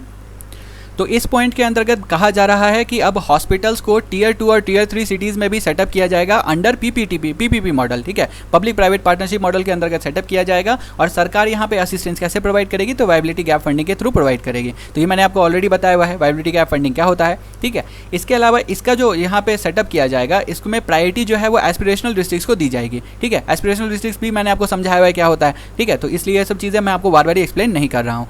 अब इसके बाद यहाँ पे बताया जा रहा है कि यहाँ प्रायोरिटी एस्पिरेशनल डिस्ट्रिक्ट को तो दी ही जाएगी। अब इसमें भी क्राइटेरिया क्या रहेगा कि मान लेते हैं किसी डिस्ट्रिक्ट में यहाँ पे एम्पैनल्ड हॉस्पिटल्स नहीं है, जो कि आयुष्मान भारत स्कीम के अंतर्गत एम्पैनल्ड हॉस्पिटल्स होते हैं। हम लोग जानते हैं कि एम्पैनल्ड हॉस्पिटल्स उनको कहते हैं जो कि लिस्टेड हॉस्पिटल्स होते हैं, ठीक है, जो कि स्कीम्स का मतलब इम्प्लीमेंटेशन करते हैं, आप कह सकते हो। तो जहाँ पे नहीं होगा एम्पैनल्ड हॉस्पिटल, वहाँ पे सबसे ज़्यादा प्रेफरेंस दिया जाएगा उन सारे एस्पिरेशनल डिस्ट्रिक्ट्स में, ठीक है, जहाँ पे हॉस्पिटल टियर 2 और टियर 3 सिटीज़ में बनाने की बात कही जा रही है पीपीपी मॉडल के अंतर्गत, ठीक है। इसके बाद यहाँ पे बोला जा रहा है कि टीबी को एलिमिनेट किया जाएगा बाय 2025, तो ये भी बार बार रीइटरेट किया जाता है। अब देखना है कि इसका अभी तक तो जैसा मैंने बहुत सारे रिपोर्ट्स और आर्टिकल्स पढ़े हैं तो कहा जा रहा है कि 5 से 10 साल ये अब आगे बढ़ गया हुआ है, ये जो डेडलाइन है ये 5 से 10 साल आगे बढ़ जाएगा बिकॉज ऑफ कोविड-19। तो वही है कि अभी तो श्योरिटी नहीं है, अब देखा जाएगा आगे क्या होता है। तो ये हो गया। इसके अलावा जन औषधि केंद्र को भी यहाँ पे इम्प्लीमेंट किया जाएगा, सेटअप किया जाएगा, और यह जन औषधि केंद्र क्या करेंगे तो 2000 से ज़्यादा मेडिसिन को प्रोवाइड करेंगे, 300 सर्जिकल्स को भी प्रोवाइड करेंगे यहाँ पे फैसिलिटी। और यह जो है इनका पूरा मतलब पूरे इंडिया में इसको इंप्लीमेंट करने की बात कही जा रही है, सारे डिस्ट्रिक्ट्स में इंप्लीमेंट करने की बात कही जा रही है 2024 तक। तो ये डेडलाइन भी आपको ध्यान में रखना होगा। टीबी एलिमिनेशन 2025 तक और जन औषधि केंद्र पूरे यहाँ पे इंडिया में सारे डिस्ट्रिक्ट्स में, तो ये 2024 तक इंप्लीमेंट करने की बात कही जा रही है, ठीक है। अब आ जाते हैं एजुकेशन एंड स्किल, ठीक है। इसके अंतर्गत सबसे पहली चीज़ बजट में प्रपोजल दिया गया था कि न्यू एजुकेशन पॉलिसी को लाया जाएगा, जो कि ऑलरेडी आ चुका है, ठीक है। पहले ड्राफ्ट आया था, फिर बाद में इसको इंप्लीमेंट करने के लिए अच्छी खासी पॉलिसी आ गई है। इसके ऊपर एक वीडियो बना हुआ है, आप उसको ऑब्वियसली हमारे चैनल पर जाकर सर्च करके देख सकते हैं। अब बजट में एक एडेड पॉइंट यहाँ पे यह बोला गया था कि न्यू एजुकेशन पॉलिसी के अंतर्गत अर्बन लोकल बॉडीज़ में जो भी प्रोग्राम होंगे उसमें यहाँ पे एक नया प्रोग्राम स्टार्ट किया जाएगा, जिससे जो भी पर्सन जो इंजीनियर्स होंगे, जो फ्रेश इंजीनियर्स होंगे, उनको इंटर्नशिप अपॉर्चुनिटीज़ दिया जाएगा 1 साल तक के लिए, ठीक है। तो यहाँ पे बेसिकली जो नए इंजीनियर्स होंगे उनको यहाँ पे ग्राउंड सिचुएशन उनको पता चल पाएगा, और ऑब्वियसली अर्बन लोकल बॉडीज़ के द्वारा जो प्रोग्राम इंप्लीमेंट होगा उसमें वो एक तरीके से अपना इन्वॉल्वमेंट दिखा सकते हैं। इसके अलावा national police university, national forensic science university, यह भी प्रपोज किया गया है बजट के अंतर्गत। तो ये हम लोग ऑलरेडी जानते हैं कि ये पुलिस रिफॉर्म के अंतर्गत आप इसको काउंट कर सकते हो, तो ये हो गया पॉइंट। इसके अलावा यहाँ बोला गया है कि अब एक degree level full fledged online education program भी यहाँ पे स्टार्ट किया जाएगा। तो न्यू एजुकेशन पॉलिसी में ये हम लोगों ने ऑलरेडी देख लिया था कि किस तरीके से ऑनलाइन एजुकेशन को भी प्रमोट किया जा रहा है बिकॉज ऑफ कोविड-19, ठीक है। पर कोविड-19 के पहले ही यह स्टेप्स लिया जाने लगा था सरकार के द्वारा, ये ध्यान में रखना है। इसके अलावा एक और चीज़ प्रपोजल यहाँ पे दी गई है कि जो भी एग्जिस्टिंग डिस्ट्रिक्ट हॉस्पिटल्स हैं जो कि एग्जिस्ट कर रहे हैं डिफरेंट डिस्ट्रिक्ट्स में, तो उनको यहाँ पे मेडिकल कॉलेज के द्वारा अटैच किया जाएगा, और यह पीपीपी मॉडल के थ्रू होगा। और इसमें वही है कि अटैचमेंट के बाद यहाँ पे डेवलपमेंट होगा जो भी डिस्ट्रिक्ट हॉस्पिटल है उनका, और यहाँ जो फंडिंग प्रोवाइड होने वाली है वो वायबिलिटी गैप के फंडिंग के थ्रू ही होगा गवर्नमेंट के द्वारा। तो ये वायबिलिटी गैप फंडिंग बता चुका हूँ मैं आपको। तो यहाँ पे 3 चीज़ें ध्यान में रखिएगा, new education policy, national police university, national forensic science university, और साथ के साथ मेडिकल कॉलेज को यहाँ पे डिस्ट्रिक्ट हॉस्पिटल कोई भी एग्जिस्टिंग डिस्ट्रिक्ट हॉस्पिटल के साथ अटैच करना। तो ये तीनों पॉइंट एजुकेशन एंड स्किल के अंतर्गत आ गया। तो हमारा पहला थीम कवर हो गया। अब हम लोग दूसरा थीम देखते हैं, इकोनॉमिक डेवलपमेंट। तो दूसरे थीम इकोनॉमिक डेवलपमेंट में यहाँ सबसे पहला पॉइंट है इंडस्ट्री, कॉमर्स एंड इन्वेस्टमेंट। तो बजट ने यहाँ पे प्रपोज किया है कि एक इन्वेस्टमेंट क्लियरेंस सेल को बनाया जाएगा जो कि एंड टू एंड यहाँ पे फैसिलिटी प्रोवाइड करने का काम करेगा, ठीक है। एंड टू एंड फैसिलिटी का क्या मतलब हुआ, तो यहाँ पे प्री इन्वेस्टमेंट एडवाइजरी भी देगा, फिर इसके बाद लैंड बैंक्स का यहाँ पे इन्फॉर्मेशन कहाँ कहाँ है, कहाँ कहाँ नहीं है, कोई भी इंडस्ट्री को चाहिए तो वो सब चीज़ें भी देगा। इसके अलावा जो भी क्लियरेंसेज जो सेंटर और स्टेट लेवल पे होता है तो उससे रिलेटेड जो फैसिलिटीज़ हैं वो भी यहाँ पे प्रोवाइड किया जाएगा। तो इसी को एंड टू एंड बोलता है, मतलब शुरू से लेकर अंत तक, ये हो गया। इसके अलावा यहाँ बजट में ये भी प्रपोजल दिया गया है कि 5 नए स्मार्ट सिटीज़ को बनाया जाएगा, और ये जो 5 नए स्मार्ट सिटीज़ होंगे यह गांधीनगर में, गुजरात में जो गिफ्ट सिटी है उसके तरह ही बनाया जाएगा। तो यहाँ पे क्या क्या स्मार्ट सिटीज़ में फीचर्स होंगे, तो ऑटोमेटेड गार्बेज कलेक्शन होगा, एनर्जी कंजर्विंग बिल्डिंग्स इसके अंतर्गत आएंगे, state of the art design का इस्तेमाल किया जाएगा। तो यह नए स्मार्ट सिटीज़ का यही चीज़ होने वाला है। अब इसका डेवलपमेंट कैसे होगा, तो स्टेट्स के कोलैबोरेशन के साथ किया जाएगा, और ये भी पीपीपी मॉडल में होने वाला है। तो ये भी आपको ध्यान में रखना होगा। अब साइट का चूज़ कैसे किया जाएगा कि कौन से साइट को, कौन से एरिया को स्मार्ट सिटी बनाना है, तो यह बेसिकली लोकेशन के बेसिस पे होगा। चेक किया जाएगा कि इकोनॉमिक कॉरिडोर के वो पास है या नहीं है, साथ के साथ वहाँ पे कोई इंडस्ट्री टू बी डेवलप्ड है या नहीं, इस्तेमाल किया जा सकता है या नहीं। तो उन सारे पर्सपेक्टिव के बेसिस पे, उन सारे फैक्टर्स के बेसिस पे नए स्मार्ट सिटीज़ को सेलेक्ट किया जाएगा और 5 नए स्मार्ट सिटीज़ को डेवलप किया जाएगा। इसके बाद आ जाता है नेशनल टेक्निकल टेक्सटाइल मिशन। तो यहाँ पे इसके बारे में बोला जा रहा है, यह भी प्रपोज किया गया है और बोला गया है कि इससे फ़ायदा क्या होगा, तो इससे एक एक्सपोर्ट ओरिएंटेड इंडस्ट्री क्रिएट हो पाएगा टेक्निकल टेक्सटाइल का। टेक्निकल टेक्सटाइल क्या होता है, तो टेक्निकल टेक्सटाइल जैसे ऑटोमेटिव एप्लीकेशन में के लिए जो टेक्सटाइल इस्तेमाल होता है, मेडिकल टेक्सटाइल, एग्रो टेक्सटाइल, तो ये सारे टेक्सटाइल्स को टेक्निकल टेक्सटाइल्स बोलते हैं। ये नॉर्मल टेक्सटाइल से अलग होता है, ये आपको ध्यान रखना है, ठीक है। इंडस्ट्रियल यूज़ बेसिकली हो जाता है टेक्सटाइल का, और इसी के लिए नेशनल टेक्निकल टेक्सटाइल मिशन को भी स्टार्ट किया जाएगा, जिससे एक्सपोर्ट ओरिएंटेड इसको बनाया जा सके इस इंडस्ट्री को। इसके बाद बजट के अंतर्गत निर्विक भी मेंशन किया गया है। निर्विक क्या है, तो निर्विक एक एक्रोनिम है, इसका फुल फॉर्म है निर्यात ऋण विकास योजना। इसका आप नाम से ही समझ सकते हैं कि बेसिकली यह एक्सपोर्टर्स को सपोर्ट करने वाला है। तो यह भी बजट के अंतर्गत प्रपोज किया गया, जिससे यहाँ पे ज़्यादा एक्सपोर्ट क्रेडिट डिसइम्बर्समेंट हो सके स्मॉल एक्सपोर्टर्स को। कहने का मतलब जो स्मॉल एक्सपोर्टर्स हैं उनको ज़्यादा यहाँ पे एक्सपोर्ट से रिलेटेड क्रेडिट मिल पाए। अब इसके अंतर्गत और भी फैसिलिटीज़ मिलेंगी, खाली क्रेडिट तो मिलेगा नहीं। तो इसके अंतर्गत यहाँ इंश्योरेंस कवरेज भी बढ़ा दिया जाएगा, साथ के साथ जो प्रीमियम स्मॉल एक्सपोर्टर्स को पे करना पड़ता है वो प्रीमियम में भी रिडक्शन लाया जाएगा। प्रीमियम बेसिकली मंथली यहाँ पे इन्वेस्टमेंट होता है किसी भी पर्सन का, जैसे आप भी अगर लेते हो, कोई अगर इंश्योरेंस कवरेज लेते हो तो उसमें आप प्रीमियम पे करते हो, तो उसी तरीके से स्मॉल एक्सपोर्टर्स को भी यहाँ इंश्योरेंस कवरेज जो कि प्रोवाइड किया जा रहा है, तो प्रीमियम में रिडक्शन इनको दिया जा रहा है। साथ के साथ जो भी क्लेम सेटलमेंट होगा उसको भी सिंप्लीफाई करने की बात कही जा रही है, जिससे जो भी उनको पैसा है वो जल्दी से जल्दी मिल पाए। जल्दी से जल्दी पैसा मिलेगा तभी तो वो अपने बिजनेस को एक्सपैंड कर पाएंगे। तो ये हो गया इंडस्ट्री, कॉमर्स एंड इन्वेस्टमेंट के अंतर्गत सारा डिस्कशन। इसके बाद इंफ्रास्ट्रक्चर को देखते हैं। अब इंफ्रास्ट्रक्चर में जो सबसे पहला पॉइंट यहाँ पे आ रहा है वह है नेशनल इंफ्रास्ट्रक्चर पाइपलाइन। अब ये मैंने आपको मार्च टू मे वाला जो इकोनॉमी है उसमें मैंने आपको समझाया हुआ है, पढ़ाया हुआ है, क्योंकि ये आत्मनिर्भर भारत मिशन के अंतर्गत भी इसके बारे में मेंशन किया हुआ था, ठीक है। तो नेशनल इंफ्रास्ट्रक्चर पाइपलाइन आखिर है क्या, पहले इसको देख लेते हैं। तो यह डिनोट करता है group of social and economic infrastructure projects को, जिसको डेवलप करना है हमारी सरकार के द्वारा आने वाले 5 सालों में, ठीक है। तो यही हो गया नेशनल इंफ्रास्ट्रक्चर पाइपलाइन। तो इसको और भी ज़्यादा स्ट्रेंथन करने की बात कही जा रही है बजट के अंतर्गत, जिसको हम लोग जानते हैं कि इस NIP को ऑलरेडी लॉन्च कर दिया गया है, और इसमें बोला जा रहा है कि 103 लाख करोड़ का इन्वेस्टमेंट होने वाला है, और इसके अंतर्गत 6500 दैट इज 6500 प्रोजेक्ट्स जो है अक्रॉस दी सेक्टर लाई करेंगे। तो मैंने आपको ऑलरेडी बता दिया कि इसमें सोशल और इकोनॉमिक इंफ्रास्ट्रक्चर सारे इन्वॉल्व होते हैं, सारे प्रोजेक्ट्स आ जाएंगे। तो यही है, इतने सारे प्रोजेक्ट्स इसके अंतर्गत बनाए जाने की बात कही जा रही है। तो इसको ही और भी ज़्यादा स्ट्रॉन्ग बनाने की बात बोली गई है बजट के अंतर्गत, ठीक है। बजट में एक और प्रपोजल दिया गया है नेशनल लॉजिस्टिक्स पॉलिसी को बनाने के लिए, जिससे लॉजिस्टिक्स सेक्टर को और भी ज़्यादा स्ट्रेंथन किया जा सके। लॉजिस्टिक्स सेक्टर बेसिकली इन्वॉल्व होता है एक सामान को दूसरे एरिया तक पहुंचाने का, ले आने का काम। तो यही हो गया लॉजिस्टिक पॉलिसी यहाँ बनाए जाने की बात कही जा रही है, ठीक है। बजट में एक और प्रपोजल आया है कि अब आने वाले समय में कन्वेंशनल एनर्जी मीटर्स जो है उसको रिप्लेस करना है प्रीपेड स्मार्ट मीटर्स के थ्रू, और यह आने वाले 3 सालों में होने वाला है। तो कन्वेंशनल एनर्जी मीटर्स जो अभी हम लोगों के पास लगे हुए हैं, प्रीपेड स्मार्ट मीटर्स में क्या होगा, आपको पहले से पैसा यहाँ पे कर देना होगा, और जितना अमाउंट आप पे करोगे उतना ही आपका बिल मतलब बिल के हिसाब से एडजस्ट हो जाएगा। जितना आप पे करोगे उतना ही आप यूज़ कर पाओगे। अगर मान लेते हैं कम होगा तो फिर वही वो एडजस्ट हो जाता है। जैसे फॉर एग्जाम्पल आप फ़ोन के केस में देखते हो, तो फ़ोन में जो भी आप सामान करते हो, कॉलिंग वगैरह करते हो, तो वो क्या होता है, वो प्रीपेड होता है, नॉर्मली प्रीपेड होता है, ठीक है। पोस्टपेड भी होता है पर नॉर्मली प्रीपेड होता है। तो ये हो गया। इसके बाद यहाँ पे एक और प्रपोजल बोला गया है कि नेशनल गैस ग्रिड को, जो प्रेजेंट यहाँ पे तौर पे 16,200 किलोमीटर को कवर करता है, तो इसको 27,000 किलोमीटर तक पहुँचाने की बात कही जा रही है, ठीक है। तो मतलब इसको आप देखिएगा तो घुमा फिरा के 0.8 टाइम्स करने की बात कही जा रही है, ठीक है। 1.8 टाइम्स नहीं, 1.8 टाइम्स नहीं है, हाँ 1.8 या 1.7 टाइम्स है, जो भी है, जो मतलब 16,200 से बढ़ाकर 27,000 तक करने की बात कही जा रही है। इसका एक्सपेंशन नेशनल ग्रिड को बड़ा करना है यहाँ पे, नेशनल गैस ग्रिड को। इसके बाद नेक्स्ट पॉइंट जो है वो इंपॉर्टेंट है, अर्थ गंगा प्लेन्स के बारे में बोला जा रहा है। अब अर्थ गंगा प्लेन्स किस चीज़ के लिए है, तो यहाँ पे काम क्या करना है, तो यहाँ इकोनॉमिक एक्टिविटी को और भी ज़्यादा एक्सपैंड करने की बात कही जा रही है रिवर बैंक्स के अलॉन्ग, ठीक है। तो ये हो गया अर्थ गंगा प्लेन्स का यही काम है, ये आपको ध्यान में रखना होगा, क्योंकि यहाँ पे आप कंफ्यूज हो जाओगे थोड़ा सा। तो रिवर बैंक्स के अलॉन्ग इकोनॉमिक एक्टिविटी को और भी ज़्यादा एनर्जाइज करना है, और भी ज़्यादा एक्सपैंड करना है। और इसमें एक और चीज़ बोली गई है प्रपोजल में कि जो हम लोगों ने देखा था नेशनल वाटरवेज 2, अब मैंने आपको सारे नेशनल वाटरवेज करवाए हुए हैं, तो नेशनल वाटरवेज 2 मैंने आपको बताया था कि असम में ही है, डुबरी से सदिया तक जाएगा, तो इसको भी कंप्लीट करना है 2022 तक, ठीक है। तो ये भी हमारा कवर हो गया।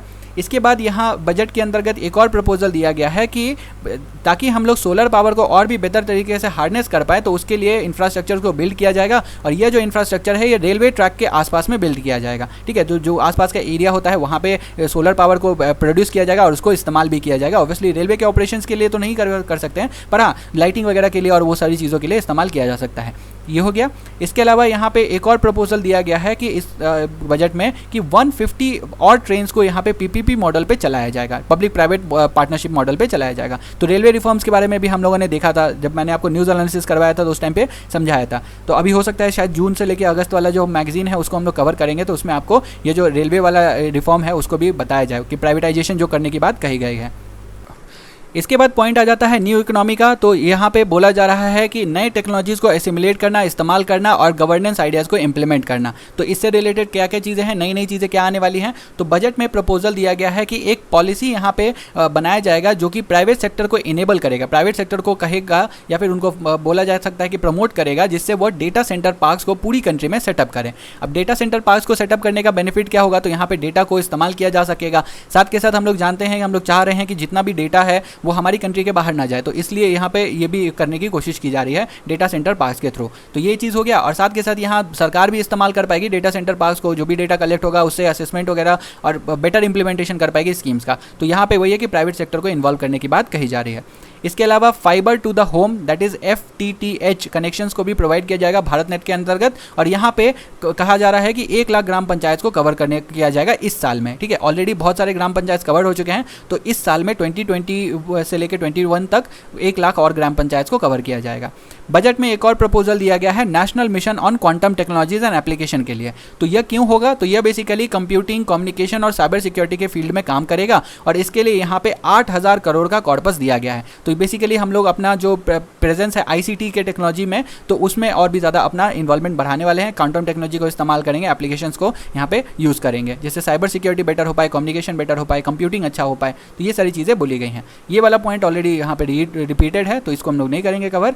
सेकेंड जो आखिरी पॉइंट आ जाता है इसके अंतर्गत, वह है कि 2 नेशनल लेवल साइंस स्कीम्स को यहाँ पे क्रिएट किया जाएगा। इसका काम क्या होगा, तो इसका काम होगा कि यहाँ पे एक कॉम्प्रिहेंसिव डेटाबेस बनाया जाएगा जेनेटिक लैंडस्केप ऑफ इंडिया का। ठीक है, कि जेनेटिक लैंडस्केप देखा जाएगा, इंडिया का पूरा यहाँ पे डेटा कलेक्ट किया जाएगा और उससे एक कॉम्प्रिहेंसिव डेटाबेस बनाया जाएगा। तो इसके लिए 2 नया नेशनल लेवल साइंस स्कीम्स को चालू किया जाएगा। तो ये आपको ध्यान में रखना है। तो हमारा दूसरा थीम भी अब कवर हो गया। अब तीसरा और आखिरी जो थीम है केयरिंग सोसाइटी, उसको देख लेते हैं।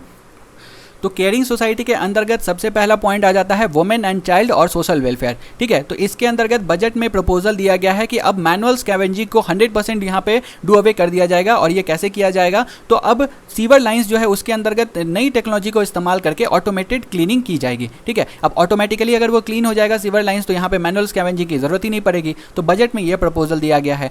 इसके अलावा कई सारे यहाँ पे मतलब नए जो पुराने प्रोग्राम्स तो हैं ही, उसके अलावा यहाँ पे कई सारे नए प्रोग्राम्स भी चलाए जाएंगे और इससे रिलेटेड कई सारा यहाँ पे सिग्निफिकेंट अमाउंट भी अलोकेट किया गया है, जिससे न्यूट्रिशन रिलेटेड प्रोग्राम्स को सपोर्ट मिल जाए। ठीक है, अब इसका फायदा क्या होगा, तो इससे न्यूट्रिशन यहाँ पे बनाए रखने की बात कही जा रही है। साथ के साथ जो भी प्रोग्राम्स है जो कि वुमेन और चाइल्ड डेवलपमेंट से रिलेटेड हैं, उसको भी फंडिंग प्रोवाइड की जाएगी। और इसके अलावा जो शेड्यूल कास्ट और शेड्यूल ट्राइब के वेलफेयर के लिए जो फंड अमाउंट एलोकेट करना होता है वो भी किया जाएगा। तो इससे होगा क्या, तो इससे वुमेन, चाइल्ड और जो वल्नरेबल सेक्शन है उनको अच्छा खासा सपोर्ट मिल पाएगा और फाइनली सोशल वेलफेयर हो पाएगा। तो बजट में सिर्फ इतना ही मेंशन किया हुआ था।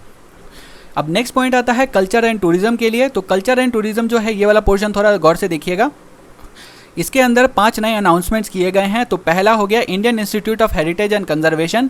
दूसरा है यहाँ पे 5 आर्कियोलॉजिकल साइट्स को आइकॉनिक साइट्स के तौर पे बनाया जाएगा। इसके अलावा म्यूजियम यहाँ पे एक सेटअप किया जाएगा न्यूमिस्मैटिक्स और ट्रेड के लिए। इसके अलावा ट्राइबल म्यूजियम रांची में सेटअप किया जाएगा और मैरीटाइम म्यूजियम लोथल में सेटअप किया जाएगा। तो इसको थोड़ा डिटेल में देख लेते हैं कि बजट में क्या प्रपोज किया गया है। तो बजट में 5 आर्कियोलॉजिकल साइट्स को आइकॉनिक साइट्स के तौर पर बनाया जाएगा और यहाँ पे आपको ऑन साइट म्यूजियम भी मिल जाएगा। तो ये 5 साइट कौन से हैं और साथ के साथ इसका स्टेट कौन सा है, ये आपको ध्यान में रखना होगा। ठीक है, अब ये इंपॉर्टेंट साइट्स हो जाते हैं क्योंकि प्लेसेस इन न्यूज़ में आप कह सकते हो कि ये सब चीज़ें भी आपसे पूछा जा सकता है। तो पहला यहाँ पे राखीगढ़ी हरियाणा में है, तो ये आपको ध्यान में रखना होगा। हस्तिनापुर उत्तर प्रदेश में है, ये ध्यान में रखना होगा। यहाँ पे शिवसागर आसाम में है, ये भी ध्यान में रखिए। धोलावीर बहुत फेमस है, गुजरात में है। और यहाँ पे आदिचानलूर कहाँ है, तो तमिलनाडु में है। तो ये 5 साइट्स का नाम एकदम कंठस्थ कर लीजिए, रट लीजिए।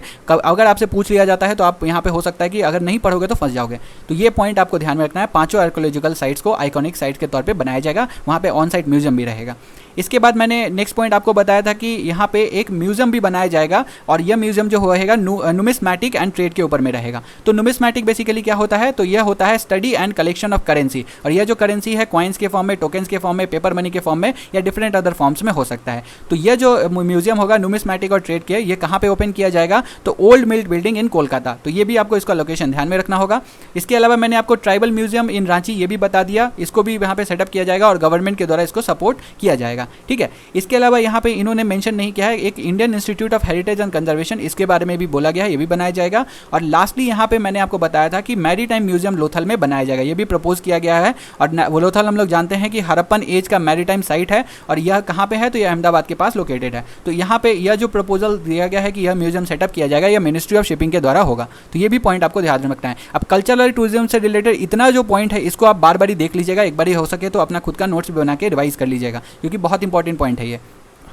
इसके बाद आ जाते हैं इन्वायरमेंट एंड क्लाइमेट चेंज को देखते हैं। तो इससे रिलेटेड बजट में यही प्रपोजल दिया गया है कि पेरिस क्लाइमेट डील से रिलेटेड जो भी टारगेट्स हैं उसको हमें अचीव करना है। और कैसे करेंगे, तो ऑब्वियसली एमिशन को कट डाउन करना पड़ेगा, और बहुत सारे यहाँ पे थर्मल पावर प्लांट्स हैं जिसका यहाँ पे परमिसेबल लिमिट से ज़्यादा एमिशन हो रहा है, उनको क्लोज डाउन करना पड़ेगा। तो बजट के अंतर्गत ये प्रपोजल दिया गया है। साथ के साथ यहाँ स्टेट गवर्नमेंट को, जो सरकार है सेंट्रल वाली, वो सपोर्ट करेगी जिससे वो एयर पॉल्यूशन को और भी ज़्यादा कट कर सके सिटीज़ में, ठीक है। जैसे फॉर एग्जाम्पल दिल्ली हो गया या फिर उत्तर प्रदेश हो गया, जहाँ पे बहुत सारे डिस्ट्रिक्ट्स और बहुत सारे सिटीज़ होंगे जहाँ पे आपको पॉल्यूशन, एयर पॉल्यूशन काफ़ी ज़्यादा मिलेगा। तो वहाँ पे हैंड होल्डिंग किया जाएगा यहाँ पे सेंट्रल गवर्नमेंट का स्टेट गवर्नमेंट के लिए, ठीक है। तो ये पॉइंट आपको ध्यान रखना है। इन्वायरमेंट एंड क्लाइमेट चेंज में सिर्फ इतना ही पॉइंट था।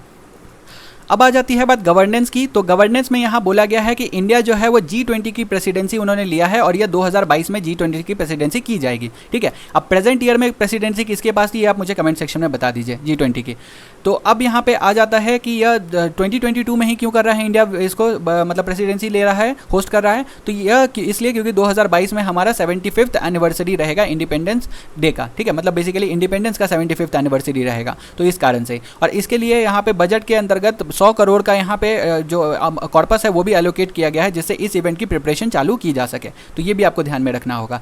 इसके अलावा यहाँ पे एक स्पेशल पैकेज भी यहाँ पे प्रपोज किया गया है, जो कि हम लोग जानते हैं कि जम्मू एंड कश्मीर जो नई यूनियन टेरिटरी बनी है विथ लेजिस्लेटिव, एंड लद्दाख जिसमें यहाँ पे लेजिस्लेचर नहीं है, तो इन दोनों के लिए भी स्पेशल पैकेज दिया जाएगा, और बजट में ये भी मेंशन किया गया है। तो ये हो गया गवर्नेंस से रिलेटेड। फाइनेंशियल सेक्टर में देखते हैं, फाइनेंशियल सेक्टर में क्या बोला जा रहा है। तो सबसे पहली चीज़ और सबसे बड़ी चीज़ जो की गई है वो है कि डिपॉजिट इंश्योरेंस कवरेज को बढ़ा दिया गया, ठीक है।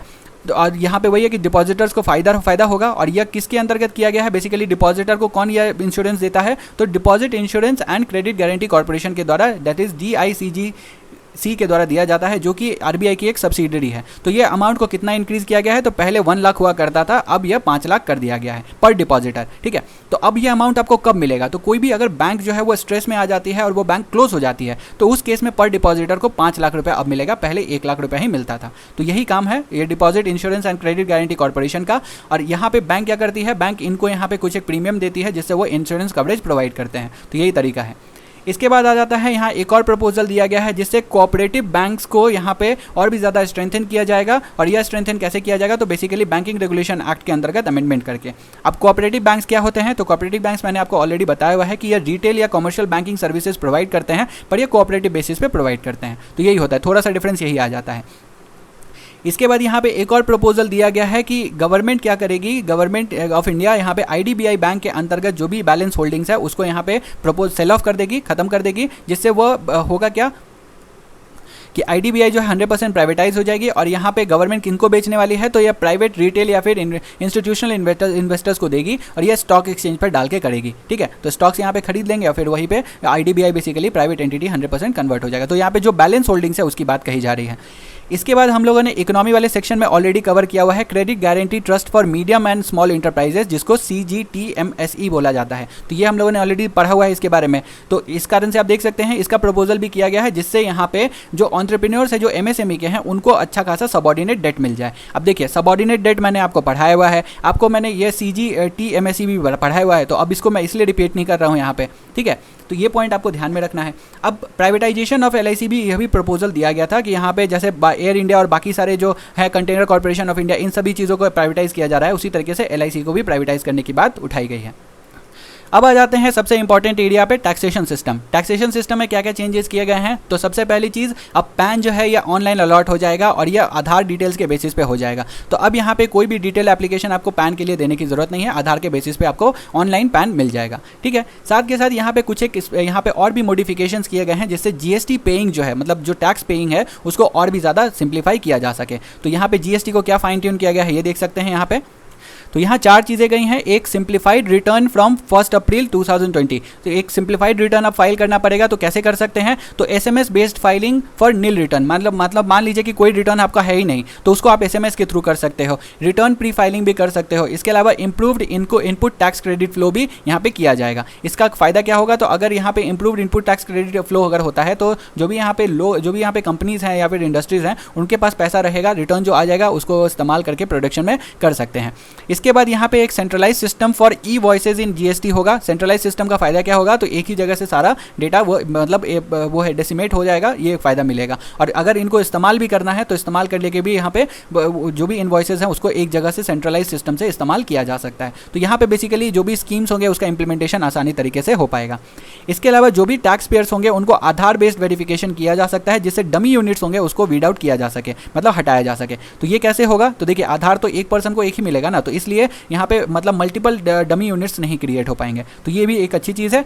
इसके अलावा यहाँ पे बोला गया है कि एक सिस्टम ऑफ कैश रिवॉर्ड भी स्टार्ट किया जाएगा, जिससे कस्टमर्स को इंसेंटिवाइज किया जा सके, जिससे वो सीख करें इनवॉइस को। मतलब कभी भी अगर इनवॉइस अगर आप लेते हैं तो उस केस में आपको कुछ एक रिवॉर्ड दिया जाएगा, जिससे कस्टमर जो है वो ऑब्वियसली इनवॉइस को जाके लेंगे। तो इंसेंटिव भी दिया जा रहा है। तो जीएसटी में यही सारी चेंजेस किए गए हैं।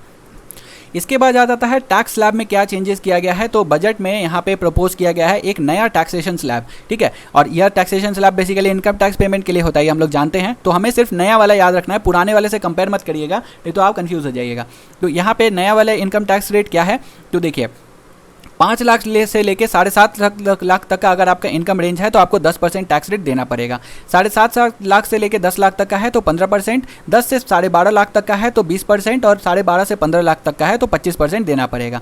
तो अब यहाँ पे स्टार में इन्होंने मेंशन किया हुआ है कि अगर कोई पर्सन 5 लाख तक कमा रहा है पर साल, हर साल, तो उनको कोई टैक्स देने की ज़रूरत नहीं है। अब यहाँ पे बहुत सारी चीज़ें भी आ जाती हैं, जैसे वो ATG वाला पॉइंट मैंने आपको कल समझाया था कि पॉलिटी में, तो ATG वाला पॉइंट आ जाता है, PM केयर्स में आपको समझाया था। तो वो सब चीज़ें, तो वो पूरा मिलकर इफेक्टिव बेसिकली 5 लाख आ जाता है। 5 लाख अगर कमाई होगा तो कोई टैक्स नहीं लगेगा, 5 लाख के ऊपर में पैसा लगना स्टार्ट हो जाएगा। अब यहाँ पे 30% टैक्स रेट लगेगा किनको? तो मान लेते हैं किसी की इनकम जो है वो 15 लाख से ऊपर होती है तो उनको 30% टैक्स रेट लगेगा, जो कि यहाँ पे मेंशन नहीं है, तो इसलिए ये भी देख लिया। तो आपको खाली याद रखना है कि 5 का मल्टीपल हो गया हुआ है, 10, 15, 20, 25, 30। तो आपको याद रखने में परेशानी नहीं आएगी। बस यहाँ पे आप इनकम रेंज याद रखिएगा कि इनकम रेंज भी आपका 2.5 का मल्टीपल है, मतलब 2.5 बढ़ रहा है, तो ये भी आपको ध्यान में रखना होगा। इसके बाद आ जाते हैं बजट में एक और प्रपोजल दिया गया है कि डिविडेंड डिस्ट्रीब्यूशन टैक्स को यहाँ पे इन्होंने अबलिश करने की बात कही गई है। तो अब आ जाती है बात कि डिविडेंड डिस्ट्रीब्यूशन टैक्स आखिर होता क्या है। तो देखिए कोई भी कंपनी यहाँ पे अगर होती है और वहाँ पे उसमें स्टॉक्स में यहाँ पे मतलब जो शेयर होल्डर्स है वो इन्वेस्ट करते हैं, जैसे फॉर एग्जाम्पल हम लोग जो हो गए, तो हम लोग इन्वेस्ट करते हैं, तो उस केस में मान लेते हैं उस कंपनी को कोई प्रॉफिट होता है, तो जब वो प्रॉफिट एज अ डिविडेंड वो अपने शेयर होल्डर्स के साथ शेयर करती है तो उस पर टैक्स लगता था, कंपनी को टैक्स वो पे करना होता था। तो अब सरकार ने क्या किया कि डिविडेंड डिस्ट्रीब्यूशन टैक्स को अबलिश कर दिया। तो अब क्या होगा? तो अब कंपनी को यह जो टैक्स है डिविडेंड को डिस्ट्रीब्यूट करने के टाइम पे जो टैक्स लग रहा है वो नहीं देना पड़ेगा। ठीक है, तो जो भी पैसा बचेगा वो तो कंपनी का प्रॉफिट हो गया। तो इसके बाद बात आ जाती है कि अब ये जो टैक्स है फिर ये कौन पे करेगा? तो अब ये टैक्स जो है ये बेसिकली अब in the hands of recipient को दे दिया गया है और ये एप्लीकेबल रेट के बेसिस पे दे दिया जाएगा। मतलब रिसिपिएंट्स जो है, मतलब जिनको यहाँ पे डिविडेंड मिलेगा वो अब इस टैक्स को पे करेंगे। ठीक है, तो ये आपको ध्यान में रखना है। और यही चीज़ यहाँ पे बोला गया है कि अब क्लासिकल सिस्टम को फॉलो किया जाएगा, तो यहाँ पे ज़्यादा देखने की ज़रूरत नहीं है। इसके बाद यहाँ पे प्रपोज किया गया है कि कंसेशनल कॉर्पोरेट टैक्स रेट को फॉलो किया जाएगा और इसमें बोला जा रहा है कि यह 15% सेट किया जाएगा। और किसके लिए? तो यहाँ पे जो न्यू डोमेस्टिक कंपनीज होंगी जो कि जनरेशन ऑफ इलेक्ट्रिसिटी से रिलेटेड हो, उनको 15% का कंसेशनल कॉर्पोरेट टैक्स दिया जाएगा। तो सिर्फ 15% उनको देना पड़ेगा। ठीक है, इसके बाद यहाँ पे एक और प्रपोजल दिया गया है कि अब 100% टैक्स एग्जेम्पशन रहेगा उन सारे इन्वेस्टमेंट्स को जो कि यहाँ पे सॉवरेन वेल्थ फंड और फॉरेन गवर्नमेंट्स के द्वारा यहाँ पे किया जाएगा। तो इसको थोड़ा मैं एक्सप्लेन करके समझाता हूँ कि देखिए यहाँ पे 100% टैक्स एग्जेम्पशन दिया जाएगा सॉवरेन वेल्थ फंड को। अब ये जो सॉवरेन वेल्थ फंड है या फॉरेन गवर्नमेंट को ही दिया जाएगा। तो कहने का यहाँ पे क्या मतलब हुआ, तो पहली चीज़ आपको पता होना चाहिए कि सॉवरेन वेल्थ फंड क्या होता है। तो sovereign wealth fund basically state owned investment companies होती हैं जो कि इन्वेस्ट करती हैं रियल और फाइनेंशियल एसेट्स में। तो यहाँ पे फॉरेन गवर्नमेंट की जो भी यहाँ पे मतलब जो भी इन्वेस्टिंग एजेंसीज आप कह सकते हो वो होंगी, तो उनको यहाँ पे 100% टैक्स एग्जेम्पशन दिया जाएगा। तो कौन से एरिया में, तो इंटरेस्ट पे टैक्स एग्जेम्पशन रहेगा, dividend pay, capital gains income पे टैक्स इन्वेस्टमेंट रहेगा। पर यहाँ पे बात यही बोली गई है कि इनका जो इन्वेस्टमेंट है या इंफ्रास्ट्रक्चर या फिर अदर नोटिफाइड सेक्टर में होगा तभी, और साथ के साथ ये सॉवरेन वेल्थ फंड होंगे फॉरेन गवर्नमेंट के, तभी यहाँ पे 100% टैक्स एग्जेम्पशन दिया जाएगा। ठीक है, तो ये थोड़ा कॉम्प्लेक्स पॉइंट है पर मेरे ख्याल से आपको समझ में आ गया होगा। अब बजट में एक और स्कीम को प्रपोज किया गया है, विवाद से विश्वास स्कीम। ठीक है, इसका काम क्या होने वाला है, तो बेसिकली जो भी डिस्प्यूट्स यहाँ पे डायरेक्ट टैक्सेस से रिलेटेड होंगे उसको टैकल करने का काम यहाँ पे विवाद से विश्वास स्कीम के थ्रू किया जाएगा। अब इसके अंतर्गत क्या होगा, तो यहाँ पे जो भी टैक्स पेयर्स होंगे जो कि इस डिस्प्यूट के अंतर्गत आ जाते हैं, तो उनको सिर्फ डिस्प्यूटेड टैक्स अमाउंट को पे करना पड़ेगा। इनको यहाँ पे कोई भी पेनल्टी या फिर इंटरेस्ट नहीं देना पड़ेगा, खाली डिस्प्यूटेड टैक्स पेमेंट कर दीजिए तो आपका जो प्रॉब्लम है वो सॉर्ट आउट हो जाएगा। ठीक है, तो यहाँ पे बेसिकली कंप्लीट वेवर दिया जा रहा है इंटरेस्ट और पेनल्टी के ऊपर में, और यहाँ पे यह पेनल्टी और इंटरेस्ट तभी नहीं लगेगा जब 31 मार्च 2020 तक इसको इंप्लीमेंट कर दिया जाए। तो अभी मैंने एक आर्टिकल पढ़ा था, उसमें मेंशन किया हुआ था कि बहुत सारे जो यहाँ पे टैक्स पेयर्स हैं उन्होंने यहाँ पे मांगा था 6 महीने का एक एक्सटेंशन मांगा था। तो हम लोग जानते हैं कि अभी जो इंटरेस्ट पेमेंट है उसको 6 महीने तक बढ़ा दिया गया, नवंबर तक यहाँ पे एक्सटेंडेड है। तो इसका एग्जैक्ट इन्फॉर्मेशन नहीं है, पर ये अभी मतलब 100% क्लैरिटी नहीं है कि इसको एक्सटेंड किया गया है या नहीं किया गया है। अगर आपको पता होगा तो प्लीज़ कमेंट सेक्शन में ज़रूर बता दीजिएगा। इसके बाद कोऑपरेटिव सोसाइटीज़ के लिए भी यहाँ पे एक इंपॉर्टेंट चीज़ बोली गई है कि इनको पहले 32% के आसपास या 30% के आसपास टैक्स किया जाता था, तो इनका जो टैक्स स्ट्रक्चर है इनको भी कम कर दिया गया है और इनको सिर्फ 22% टैक्स किया जाएगा। पर इनका जो टैक्स स्ट्रक्चर है वो थोड़ा डिफरेंट है कि यहाँ पे 22% तो टैक्स किया जाएगा, प्लस इसमें 10% सरचार्ज रहेगा और 4% सेस रहेगा। ठीक है, और यह तब रहेगा जब यहाँ पे कोई भी एग्जम्पशन या डिडक्शन जो है कोऑपरेटिव सोसाइटी के द्वारा नहीं लिया जा रहा है। ठीक है, तो ये हो गया इनका टैक्स स्ट्रक्चर में चेंज। इसको खाली आप मतलब एज अ फैक्ट याद रख लीजिए, ज़्यादा इसमें घुसने की कोई ज़रूरत नहीं है। इसके बाद बजट का जो आखिरी पॉइंट है उसको देख लेते हैं कि आखिर पैसा कहाँ से आ रहा है, रुपये सबसे ज़्यादा कहाँ से आ रहा है, तो इसको देखना पड़ेगा। तो इसको हम लोग रिवर्स ऑर्डर में देखेंगे। अगर 1 रुपया कमाई होता है यहाँ पे सरकार का, तो वह जो यहाँ पे पैसा है वो कैसे आ रहा है, तो सबसे ज़्यादा जो पैसा है वो बोरोइंग्स एंड अदर लाइबिलिटीज से आ रहा है। जैसे फॉर एग्जाम्पल पैसा उठा रहे हैं लोन के तौर पर, चाहे वो हमारे सिटीजन से उठा रहे हो, हमारी कंपनी से उठा रहे हो या फिर फॉरेन कंट्री से उठा रहे हो, तो ये सारी चीज़ें आ गई इसके अंतर्गत। अब इसके अलावा बोरोइंग्स के अलावा जो सबसे ज़्यादा पैसा यहाँ पे आ रहा है सरकार के पास वो है कॉर्पोरेशन टैक्स, 18 पैसे के आसपास आता है। इसके बाद आप देख सकते हैं जीएसटी एंड अदर टैक्सेस से भी 18% आ जाता है, 18 पैसे आ जाता है। इसके अलावा इनकम टैक्स से 17 पैसे आ जाता है।